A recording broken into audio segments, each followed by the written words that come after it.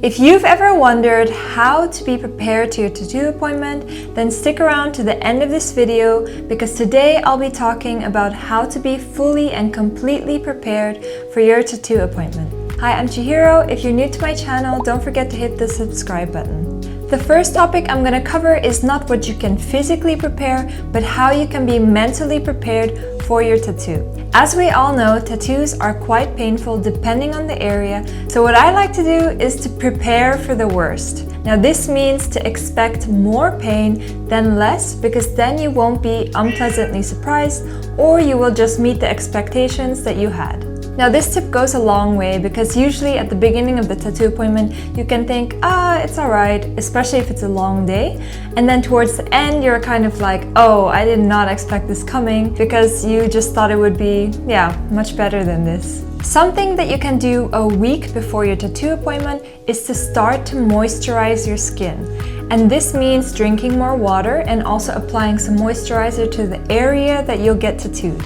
Now, I don't recommend putting any cream or ointments on the actual day of the tattoo, but beforehand will help the skin take the ink much better. On the morning of the tattoo appointment, you could shave the area, but this really depends on how experienced you are with the shaving area. For example, the leg is quite a common place that women tend to shave, so it's very easy for you to do. But if it's in a difficult placement, for example the ribs, or you're not really experienced with shaving in general, then I would recommend to leave it up to the artist, because we usually do it anyways beforehand. One thing that people don't really think about is to prepare your journey towards the studio. For example, if you're going by car or public transport and you haven't been to the location yet, it's really good to plan ahead. For example, take one train earlier in case something happens with the public transport or you miss your connection, or go a little bit earlier by car. It's always better to be a little bit early than too late to your appointment. So now we're going to talk about what to actually bring to your tattoo appointment with you.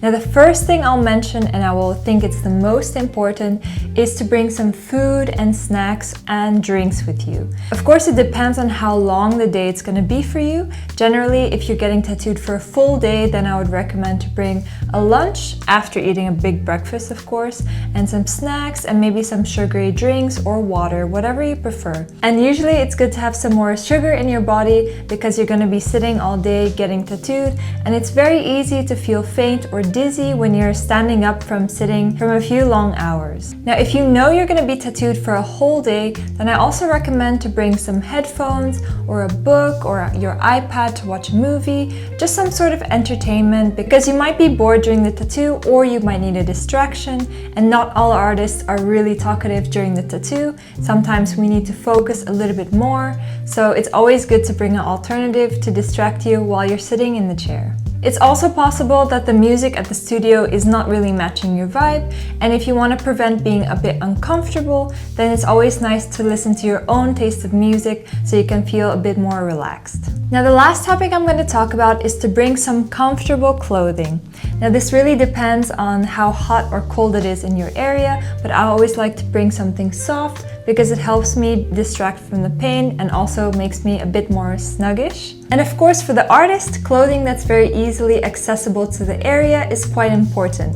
Or bring an extra pair of shorts if you're getting tattooed on your leg, or a backless top, for example, if you're getting a back tattoo. While you're getting tattooed, usually you're not moving for a couple of hours, so it's always better to be a little bit warmer than colder. These are all the tips that I can think of after getting over 30 tattoos, so if you think of any more tips, then feel free to let me know in the comments. I hope you enjoyed this video, and see you next week!